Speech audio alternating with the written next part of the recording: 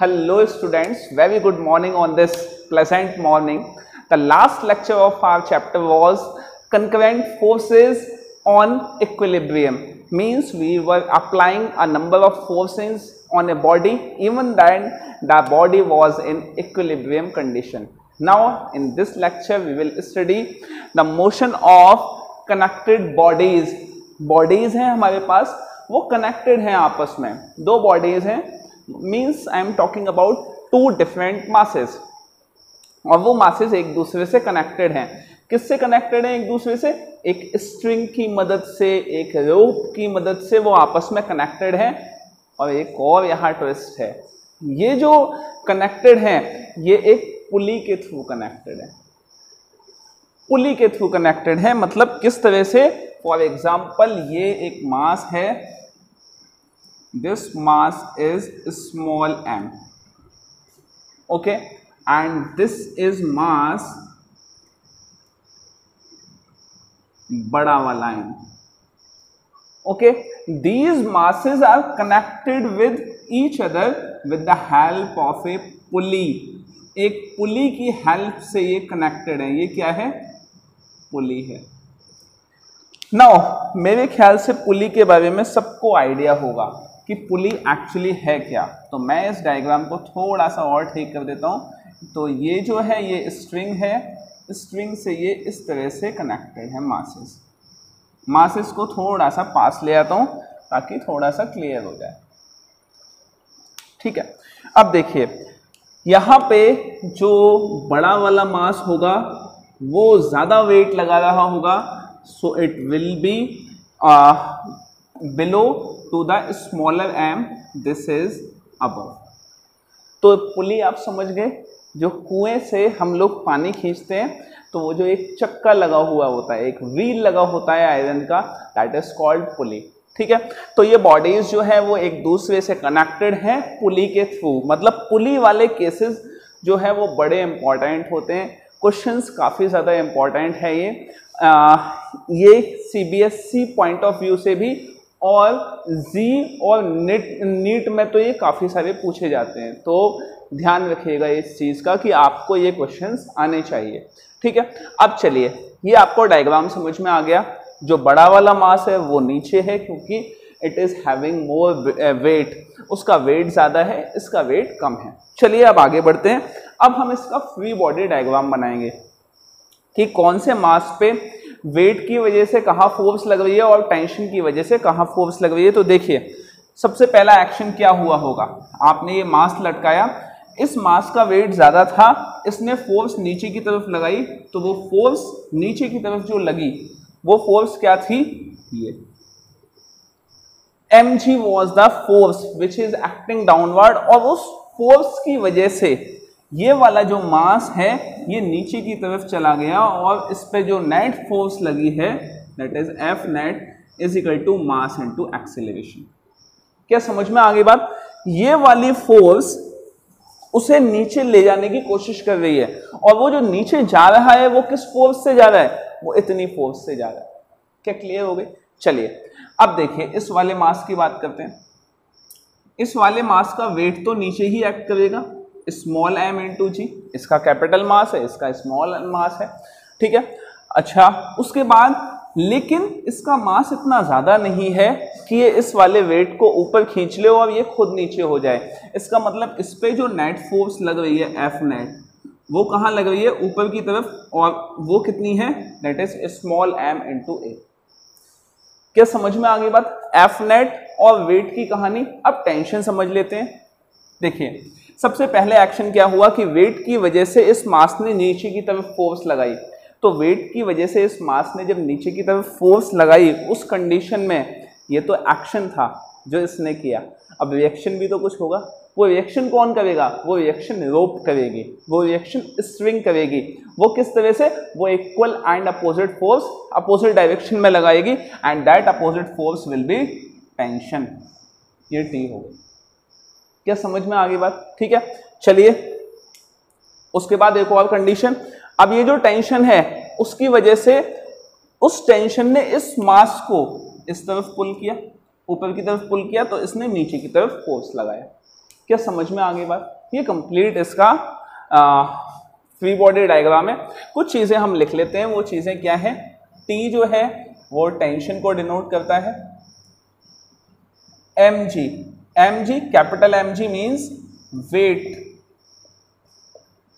Wait और force of capital M, ठीक है।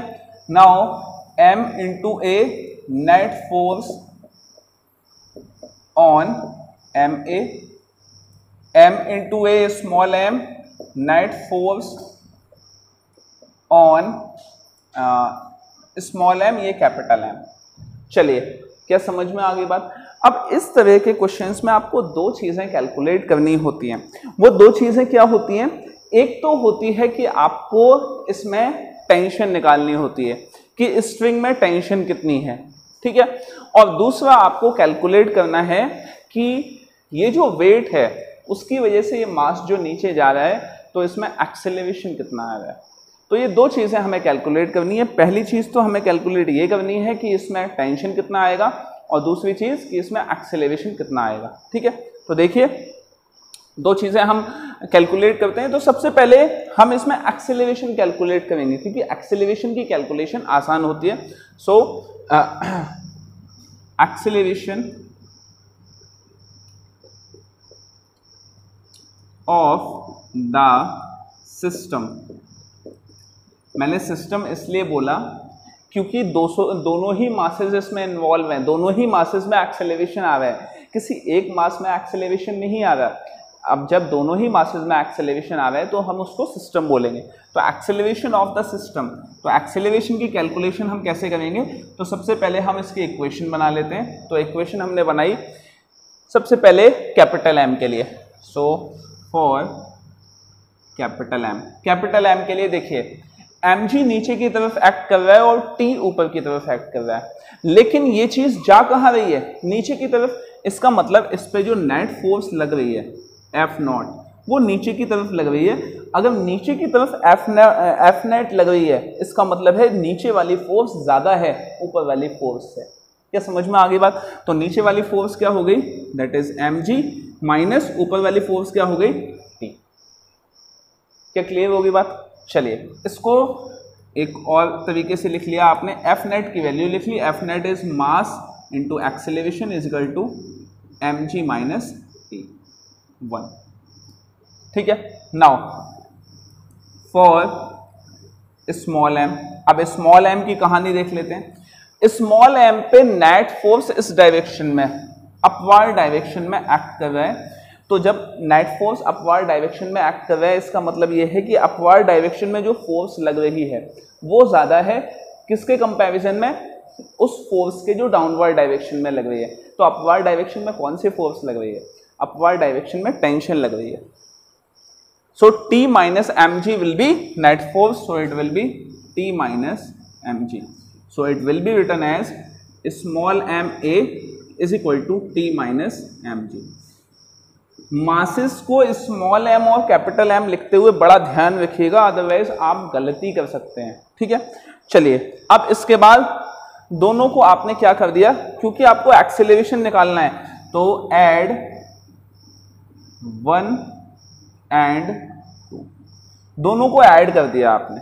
तो देखिए, दोनों को ऐड करेंगे तो LHS के साथ LHS ऐड हो जाएगा। So capital MA plus small ma is equal to mg minus T, और ये क्या आ गया? Plus t minus small mg, ठीक है। तो देखिए, यहां t से t कैंसिल हो जाएगा। आपने यहां पे एक्सेलरेशन कॉमन ले लिया, तो आपके पास आ गया क्या? Capital M plus small m is equal to, यहां क्या बचेगा? आप यहां से g कॉमन ले लीजिए, g कॉमन लिया तो capital M minus small m। क्या बात समझ में आ गई? तो चलिए, अब एक्सेलरेशन निकाल लेते हैं। तो एक्सेलरेशन की जो वैल्यू आ गई आपके पास, यहां से हम पहुंच गए यहां पे। तो एक्सेलरेशन इज इक्वल टू, ये m प्लस m को हम नीचे ले जाएं डिनोमिनेटर में, तो g m minus m upon m plus m will be the value of acceleration. क्या समझ में आ गई बात? क्या क्लियर हो गया? तो जब भी दो बॉडीज इस तरह से कनेक्टेड हो तो आपको ऐसे ही एक्सेलरेशन निकाल लेना है, ठीक है। अच्छा, किसी और तरह से कनेक्टेड हो तो वहां पे अलग अलग सिचुएशंस लगती हैं, उसके अकॉर्डिंग आपको वैल्यूज निकालनी होगी, ठीक है। चलिए नेक्स्ट फॉर टेंशन। अब टेंशन निकालनी है आपको। Tension in the string, this is what, this is string. ये स्ट्रिंग है जिससे ये कनेक्टेड है। चलिए, अब टेंशन आपको जब कैलकुलेट करनी है तो इक्वेशंस तो यही दोनों यूज होंगी। आपने पहले जब एक्सेलरेशन लिया था तो दोनों को ऐड कर दिया था। अब जब आप टेंशन कैलकुलेट करेंगे तो दोनों को डिवाइड कर दीजिए, आपके पास टेंशन निकल आएगी। तो देखिए, डिवाइड 1/2 आपने डिवाइड किया तो आपके पास क्या आ गया, ma divided by small ma mg minus T divided by t minus mg। Acceleration से एक्सेलरेशन कैंसिल हो गया, क्रॉस मल्टीप्लाई कर दीजिए तो आपके पास वैल्यू आ गई m into T minus mg is equal to mg, इसका इससे मल्टीप्लाई माइनस का tm। tm इधर ले आइए, एक मिनट,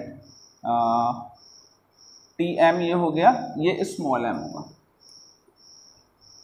tm इधर ले आइए, माइनस mmg उधर ले जाइए, तो mt plus small mt is equal to mmg plus mmg। क्या समझ में आ गई बात? चलिए, उसके बाद आपने t को कॉमन ले लिया, t को कॉमन लिया तो capital M plus small m is equal to क्या आ गया, ट्वाइस ऑफ mmg, ठीक है। उसके बाद t is equal to 2mmg upon m plus m। This is the value of tension. क्या समझ में आ गई बात? तो ये डेरिवेशन है क्या, मोशन ऑफ कनेक्टेड बॉडीज का। दो कनेक्टेड बॉडीज हैं आपके पास, तो उनका मोशन आपको उनके मोशन में जो एक्सेलरेशन आ रहा है, टेंशन में जो वो स्ट्रिंग में जो टेंशन आ रही है, उसको इस डेरिवेशन के थ्रू कैलकुलेट किया जाता है। अब कल हम प्रोबेबली इस पे बेस्ड न्यूमेरिकल्स करेंगे, ठीक है। तो तब तक इस डेरिवेशन को आप कर लीजिएगा।